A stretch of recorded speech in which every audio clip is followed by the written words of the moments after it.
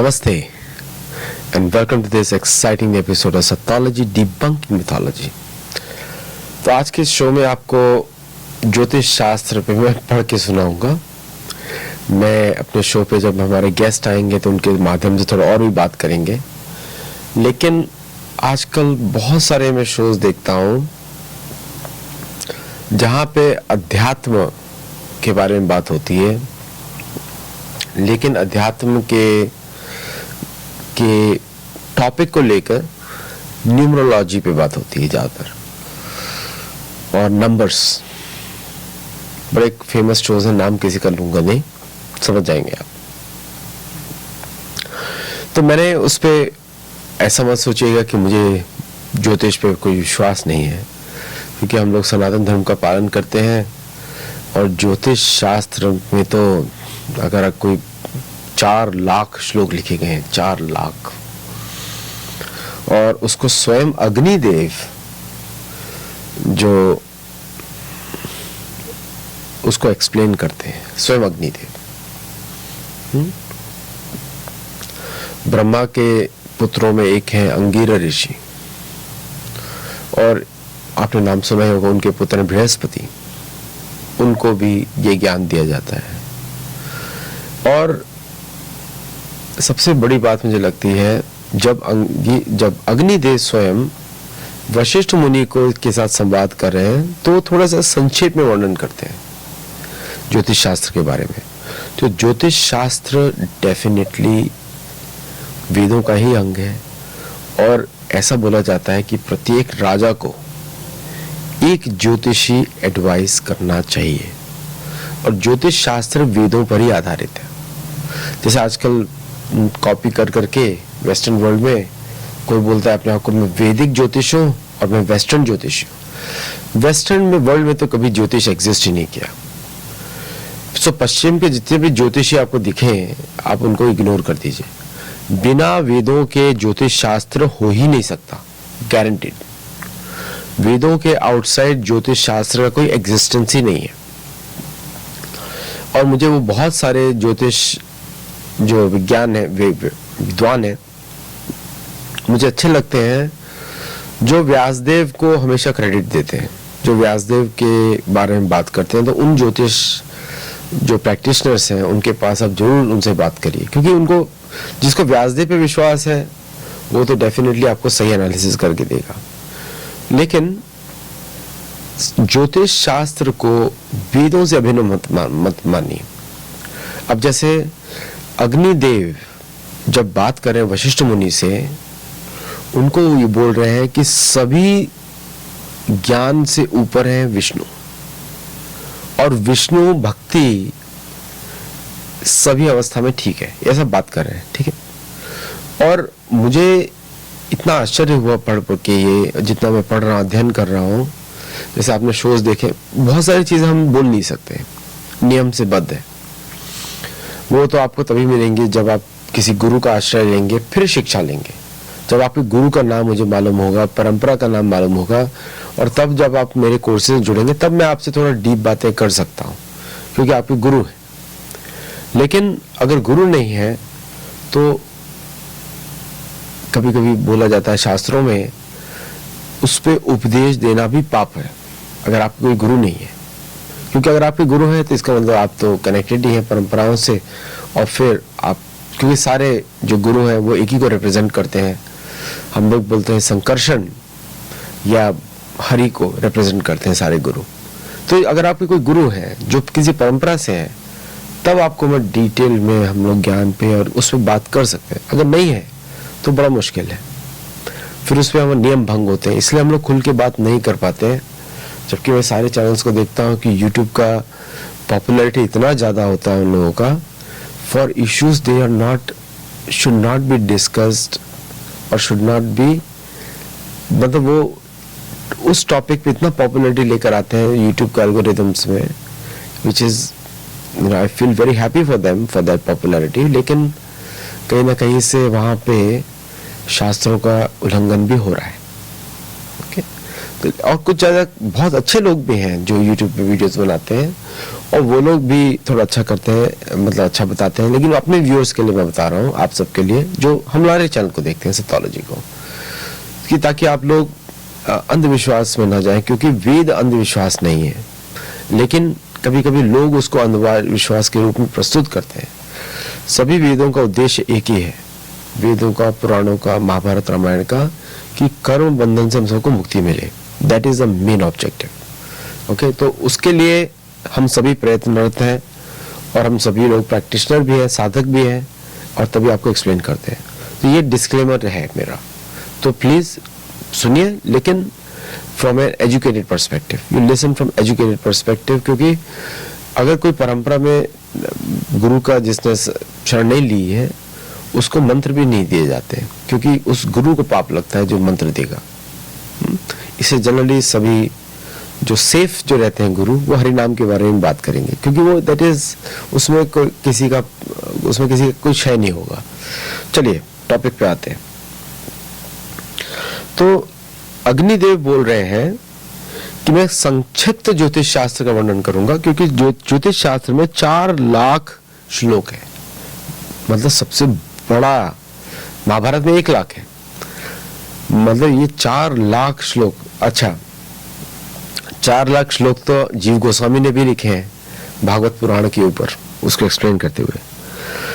तो जिसको अग्निदेव बोल रहे हैं कि इसको जानने के बाद मनुष्य सर्वज्ञ हो जाता है, सर्वज्ञ हो जाता है 4 ये पढ़ने के बाद। तो उसमें विवाह के ऊपर, संस्कार मुहूर्त में, जैसे कि एक स्टेटमेंट है, बृहस्पति के वक्र रहने पर तथा अतिचारी होने पर विवाह तथा उपनयन नहीं करना चाहिए, है ना। और आवश्यक होने पर अतिचार के समय में त्रिपक्ष अर्थात 1.5 मास तथा वक्र होने पर 4 मास छोड़कर शेष समय में विवाह, उपनयन आदि शुभ संस्कार करने चाहिए। अभी ये सिंपल सा स्टेटमेंट है, और बहुत सारे जो हमारे मॉडर्न, सो कॉल्ड मॉडर्न लोग हैं, वो इसको इग्नोर करते हैं, और विवाह भी होता है और उपनयन भी होता है, और उसके दुष्परिणाम भी आते हैं। फिर बोलते हैं कि चलिए ये तो अंधविश्वास है, अंधविश्वास नहीं होना चाहिए। ये एक सिंपल स्टेटमेंट है, लेकिन आप मुझे बताइए, पश्चिमी दुनिया में, वेस्टर्न वर्ल्ड में, इन सभी ने रिजेक्ट किया वेदों को। अगर जो भी वेदों को रिजेक्ट करता है उसको असुर बोला जाता है या अधर्मी बोला जाता है।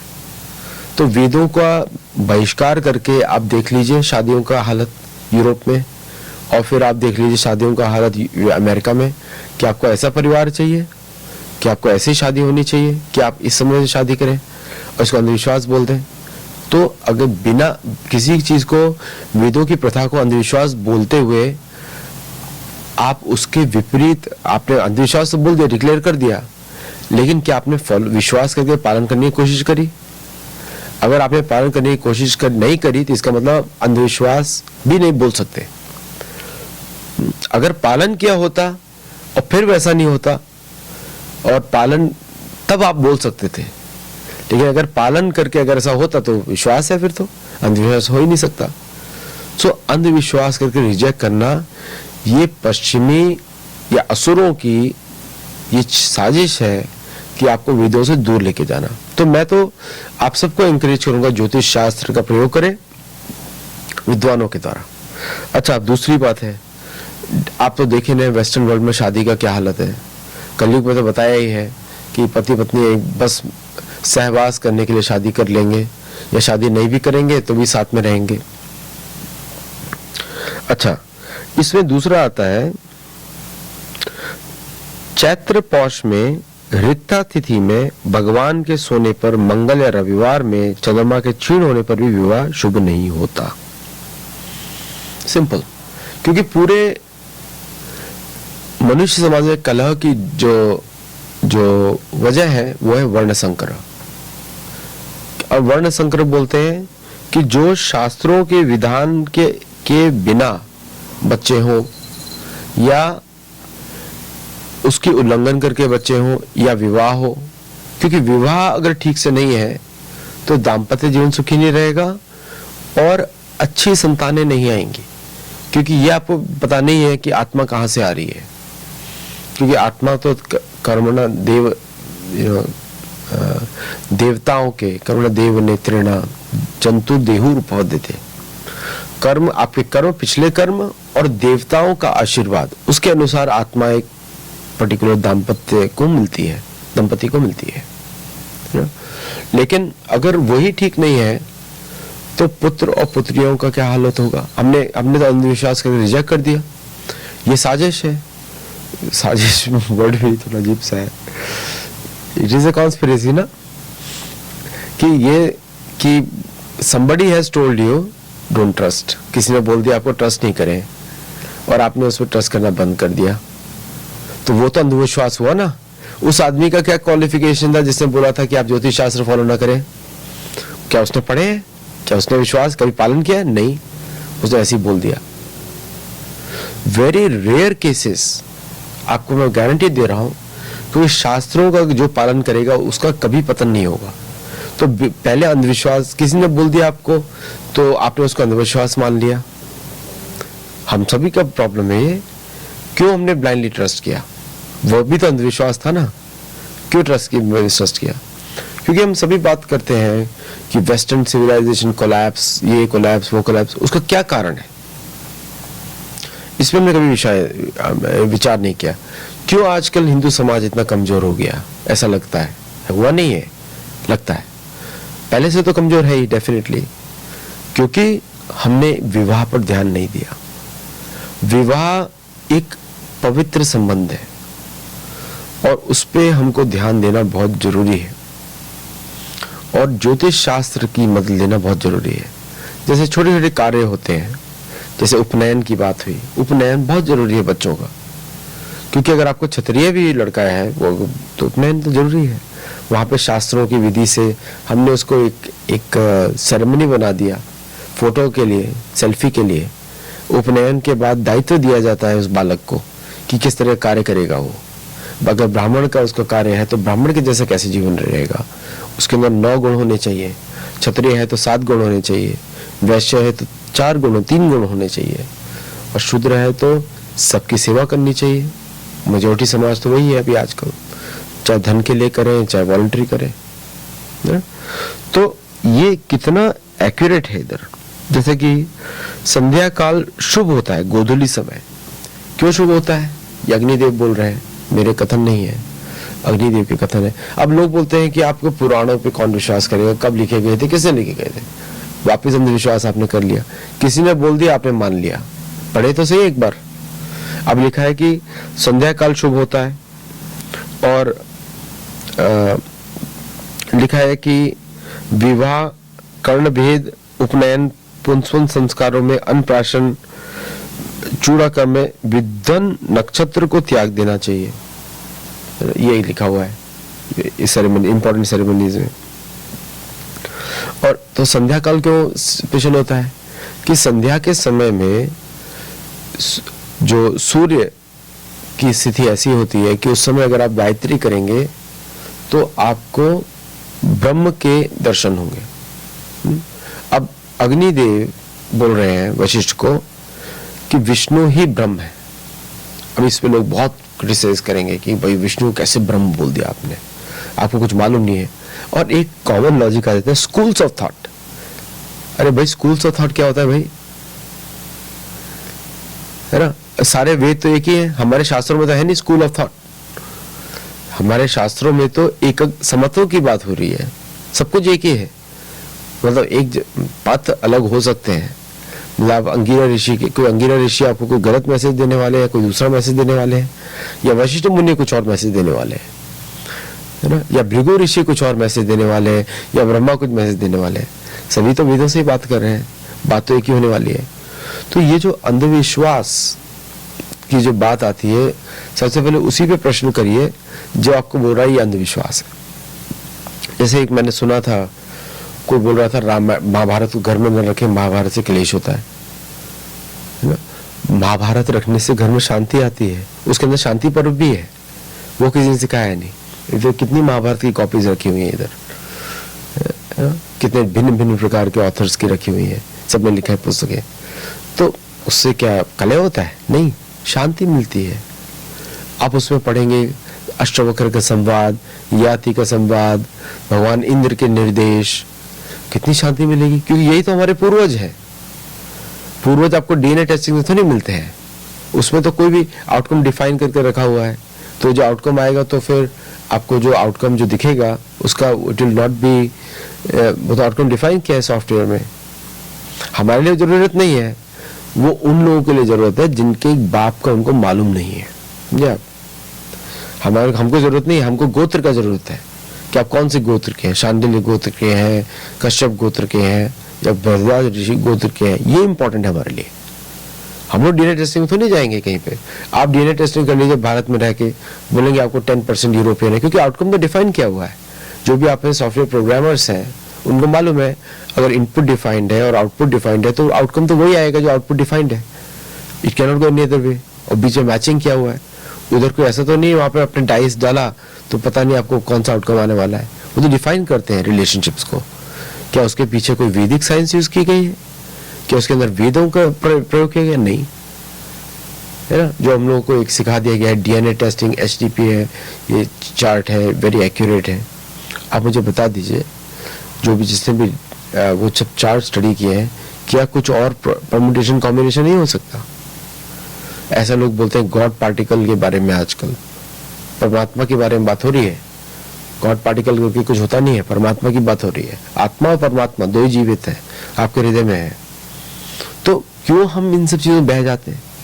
इसी को अंधविश्वास बोलते हैं कि किसी ने बोला और आपने उसको मान लिया। कोई कुछ भी बोलेगा, हमने उसको मान लिया, तो पहला अंधविश्वास तो वहीं से शुरू हुआ। अब ज्योतिष शास्त्र में आप देखिए कितना एक्यूरेट है ये ज्योतिष शास्त्र। मैं तो एक टच कर रहा हूं थोड़ा सा। तीनों पूर्वा, मघा, भरणी, स्वाति, श्रवण से 3 नक्षत्रों में रवि, शनि, मंगल, इन वारों में रोग विमुक्त व्यक्ति को स्नान करना चाहिए। कहां तक कि इतना एक्यूरेटली। और ये मैं इसलिए पढ़ा आपसे, रोग मुक्त स्नान है ये मैंने इसलिए पढ़ा क्योंकि मैं इसको स्वयं मैंने सुना एक पंडित जी से, और मैं बड़े ध्यान से कभी कभी सुनता हूँ, चाहे कोई भी पंडित जी हो, सबको ध्यान से सुनता हूँ, क्योंकि मुझे पता नहीं वो उनको क्या ज्ञान है। मैंने तो उन पंडित जी से पहली बार मिला हूँ या दूसरी बार, या मेरे खुद के पंडित जी हैं इधर, तो उनसे जब बात करता हूँ छोटी छोटी बातें वो बोल देते हैं। और ये मैंने सुना था पिछली बार जब मैं कुंभ स्नान में गया था, तो तब मैंने सुना था एक पंडित जी से।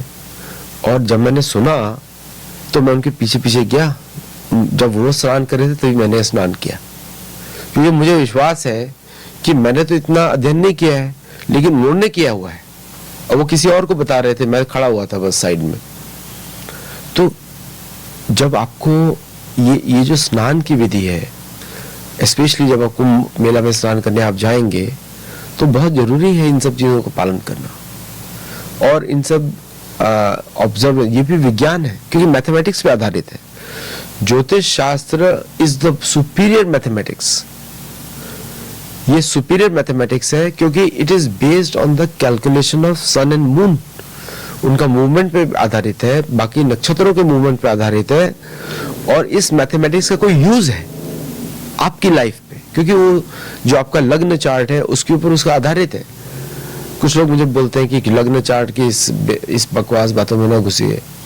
मैं तो उसका जीता जागता उदाहरण हूं कि अगर हम ज्योतिष शास्त्र का पालन नहीं करते हैं तो कितना जीवन में उथल पुथल होता है। अगर वही प्रिकॉशंस हम ले लेते तो शायद उतना उथल पुथल नहीं होता। और लेकिन फिर भी देर आए दुरुस्त है बात है ना। तो अब इसमें अच्छा एक और इसमें बहुत सारे मंत्र हैं, जैसे कि भाव और तारा। तो जैसे मेघादि लग्नों से तनु, धन, सहज, श्रुत, सुत, रिपु, जाया, निधन, धर्म, कर्म, आय, व्यय, ये 12 भाव होते हैं। और जन्म, संपत, विपत, क्षेम, पृथ्वी, साधक, मृत्यु, मैत्र, अतिमैत्र, ये 9 तारे होते हैं। बुध, बृहस्पति, शुक्र, रवि, सोम बार को माघ आदि 6 मासों में प्रथम शौर कर्म, बालक का मुंडन कराना शुभ कहा गया है। ओके, अब हम क्या करते हैं, पंडित जी को बुलाते हैं और पंडित जी को बोलते हैं ये आपकी दक्षिणा रही, मुंडन करा दो। हमने ध्यान से सुना नहीं क्या बोल रहे हो। और पंडित जी आप नहीं सुनेंगे तो पंडित जी कभी कभी, कुछ पंडित जी, सब लोग नहीं, क्योंकि ज्यादातर पंडित जो होते हैं बहुत सिंसियर होते हैं, मेजोरिटी 99% बोलूंगा, सिर्फ 1% कोई बाहर रखूंगा जो सिंसियर नहीं है, बहुत ही रेयर होते हैं। तो हमने सुना, मुंडन ऐसी करा दिया, दक्षिणा दी, उनको भेज दिया बाहर, क्योंकि हमको सिखाया गया है ब्राह्मण धूर्त है, ब्राह्मण चोर है, वो ऐसी पैसे के लिए कर रहा है। ऑब्वियसली जीविका तो चलानी है ना, अगर आप नहीं देंगे क्या मुसलमान देगा? मुसलमान तो काट डालेगा उनको, या कोई और उनको काट देगा। ये जो वेदों में मानते हैं उन लोगों को वो सारे मंत्र भी ध्यान से सुनने चाहिए। समझिए आप इस बात को। आप बैठिए पंडित जी के साथ, जो मंत्र बोल रहे हैं उसके अर्थ समझिए। वो मुंडन, जो भी संस्कार आप करा रहे हैं, गर्भदान से लेकर वो सारे संस्कार में जो मंत्र बोले जा रहे हैं उसको ध्यान से सुनिए। ये अंधविश्वास नहीं है। ये सब वीडियोस मैं इसीलिए बना रहा हूं कि मुझे बड़ा दुख होता है, मुझे चिंता नहीं होती, दुख होता है। ये शायद वीडियोस चले भी ना मेरे YouTube चैनल पे जो मैं बना रहा हूँ, चले भी ना, लेकिन मैं कैसे अपनी बात रखूं सबके सामने। जब आप पंडितों पर विश्वास नहीं करते हैं, ब्राह्मणों पर विश्वास नहीं करते हैं, या आप ब्राह्मणों के विरुद्ध कार्य करते हैं, तो आप देखिए कितने भयंकर विकर्म के आप प्रत्याशी बनने जा रहे हैं, एक तरीके का कैंडिडेट फॉर विकर्मा। और उसका क्या परिणाम होगा? नरक। आप लोगों को ये भी बताया गया नरक स्वर्ग नहीं होता, ये नहीं होता। क्या आपने देखा है? नहीं देखा है तो बेटर मान लो ना है, नहीं तो रिस्क बहुत ज्यादा है। अगर आप रिस्क मैनेजमेंट पढ़े हैं तो रिस्क ज्यादा है तो आपको मानना पड़ेगा ना। आप प्रिकॉशंस लेते हैं, आपने रिस्क किसी ने, ऐसा तो हुआ नहीं है कि रिस्क हो गया फिर आप प्रिकॉशंस ले रहे हैं। आपको मालूम है देयर इज ए रिस्क तो आप प्रिकॉशन लेंगे ना। तो आपको मालूम है नरक है, आपको शायद आपने देखा नहीं है, इसको बोलते हैं विपर्य। आपने सुना है बट देखा नहीं है, एक्सपीरियंस नहीं है। बट सुनने के बेसिस पे आप रिस्क मैनेजमेंट के टास्क करते हैं ना, तो अब इसमें जीवन में क्यों नहीं करते कि पाप कृत्य से बचे, ताकि नरक के अनुगामी ना बने। 28 नरक होते हैं ना, तो उसके अनुगामी ना बने। सबको ये इच्छा है मेरे को नरक बताइए। मैंने एक शो भी किया था, एक रेडियो शो पे, नरक बताइए, सबने सुना। उसके बाद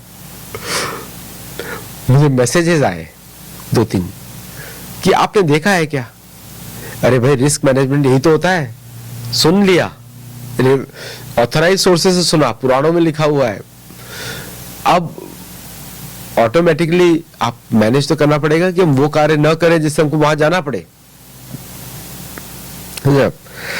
और अच्छा, तो ये सारे जो मुंडन, ये जो संस्कार है, इसमें कभी मैं और शो करूंगा, अगर आप लोगों का इच्छा रहेगा तो करेंगे उस पर शो। लेकिन आपको मैंने पहले ही बता दिया कि ये बहुत सारी चीजें हम बता नहीं सकते जब तक हमें पात्रत्व मालूम ना हो। सिर्फ इंफॉर्मेशन गैदरिंग के लिए शोज नहीं होते, इंफॉर्मेशन गैदरिंग के लिए आप किसी के पास नहीं जाते। अच्छा, एक और मुझे बताया गया, सब लोग आजकल बात कर रहे हैं कल युद्ध होने वाला है, परसों युद्ध होने वाला है, ये युद्ध होने वाला है, अब वर्ल्ड वॉर 3 होने वाला है। आपको मालूम है कि शास्त्रों में युद्ध कब होता है, मतलब किस अवस्था में युद्ध होता है,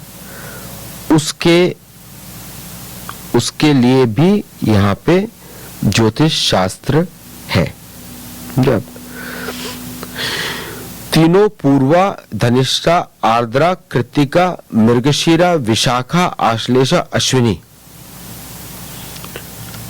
ये इन नक्षत्रों में हुई युद्ध यात्रा लाभ पूर्वक सिद्धायनी होती है। जब उसके लिए भी एक कैटेगरी है युद्ध के लिए। अभी आजकल क्या होता है कि क्योंकि ये सारे असुर लोग जो वेदों को मानते नहीं है, कोई पर्पस नहीं युद्ध करने का, एक छोटा सा पर्पस है यहाँ पे प्रॉफिट हो जाए, यहाँ का ट्रेड लिंक खुल जाए और यहाँ का ये हो जाए, तो उसमें असंख्य निर्दोषों की हत्या हो जाती है। हत्या बोलेंगे उसको तो अब उनकी उसको मृत्यु नहीं बोलेंगे क्योंकि अकाल मृत्यु है, हत्या है वो, तो उसका पाप इन लोगों को तो पड़ा नहीं है। मैं कल पुराण में देख रहा था, किल अकिला एक करके दानव होते हैं जो अभी पुराणों में लिखा है कि वो आजकल राज्य कर रहे हैं, तो सब यवन है, सबके सब यवन है। तो अब यहां तक कि लिखा हुआ है कि किस अवस्था में युद्ध किया जाए जिसे सिद्धदायी नहीं हो, मतलब मृत्यु के चक्र से बाहर निकले, आत्मा निकल जाए जन्म मृत्यु के साइकिल से। तो ये जो इंफॉर्मेशन है इतनी इंपॉर्टेंट है, चाहे युद्ध हो, चाहे आपके पर्सनल लाइफ हो, या आपके फ्यूचर के बारे में बात हो, या आपके बच्चों के बारे में बात हो, सब जगह ज्योतिष शास्त्र जो है आपको गाइड करता है। और जो अंधविश्वास का जो आपको हम सबको पिलाया गया है कि ये अंधविश्वास है, ये मैं भी ऐसे ही था पहले, ऐसा नहीं कि मैं कुछ भिन्न था, लेकिन अब जब मैं देख रहा हूँ और मैं समझ रहा हूँ और सब अपने जीवन को भी देख रहा हूँ, तो इसमें कितनी सच्चाई है, कितनी ज्यादा। इसे अल्लाह की मैथमेटिक्स हर चीज में, जैसे कि धान्य काटने और घर में रखने का मुहूर्त, रेवती हस्त मूल श्रवण पूर्व फाल्गुनी अनुराधा मघा मृगशीरा में, इन नक्षत्रों में तथा मकर लग्न में धान्य छेदन, धान्य काटने का मुहूर्त शुभ होता है। आप देखेंगे कि पुराने जमाने में हमारे, और मतलब मैं तो अपने बचपन की बात कर लूं, तब भी अपने नानी और दादी को मैंने देखा है कि वो इस समय ही वो हमारे को बताते थे ये कार्य करना है। अब उसके विरुद्ध क्या होता है, अभी ये सब बोल दिया है कि अरे नहीं, आपने वेस्टर्न वर्ल्ड में तो इतना फूड उत्पन्न होता है। अब आउटकम देखिए ना क्या है, mental disease are the top in the western world. Mental disease सबसे ज्यादा मेंटल डिजीज है। इतने कैटेगरीज है कि लोग प्रसन्न ही नहीं है।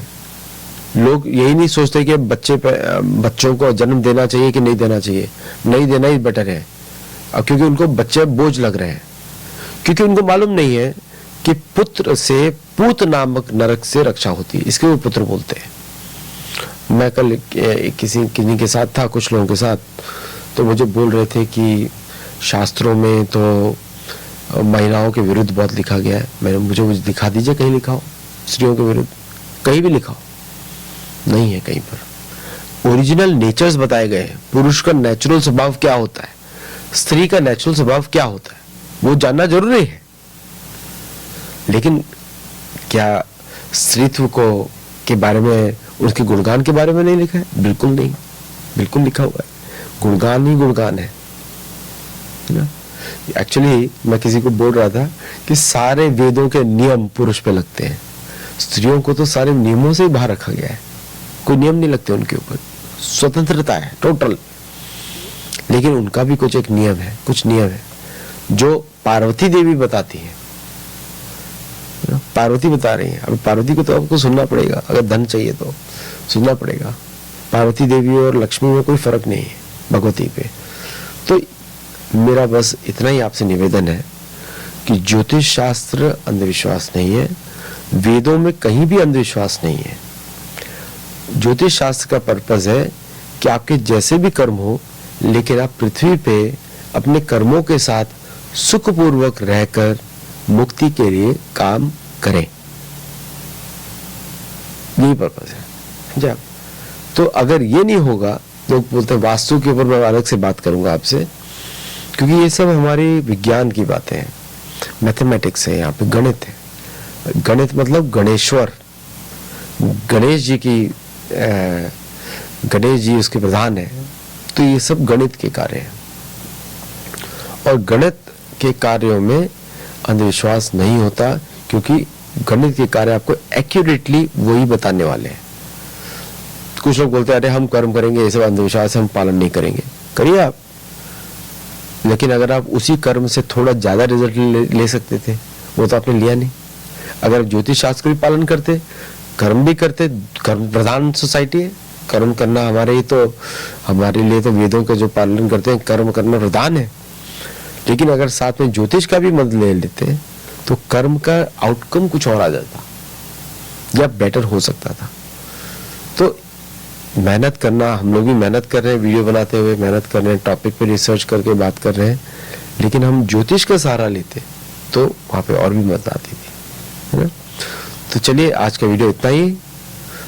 तो ज्योतिष शास्त्र वैदिक है, बिल्कुल भी अंधविश्वास नहीं है, और जो भी आपको इससे दूर लेके जा, आपको बस एक क्वालिफाइड व्यक्ति ढूंढना पड़ेगा जो आपको गाइड करे और जो आपको हेल्प करे। आपके घर के आसपास बहुत लोग होंगे जो इसको देख सकते हैं। तो इस वीडियो अगर अच्छा लगे तो लाइक करिए, शेयर करिए और चैनल को सब्सक्राइब भी करिए और लोगों को भी शेयर करिए। सभी लोग सप्तालॉजी चैनल पे आए तो यहाँ पे बहुत अच्छा होगा। हम लोग बहुत सारे टॉपिक्स पे बात करते हैं, बहुत सारे डिस्कशंस होते हैं हमारे, कभी करंट टॉपिक्स पे होते हैं, कभी हमारे सप्तालॉजी के टॉपिक्स पे होते हैं। ये हमारे सप्तालॉजी के टॉपिक्स हैं, मेन टॉपिक्स।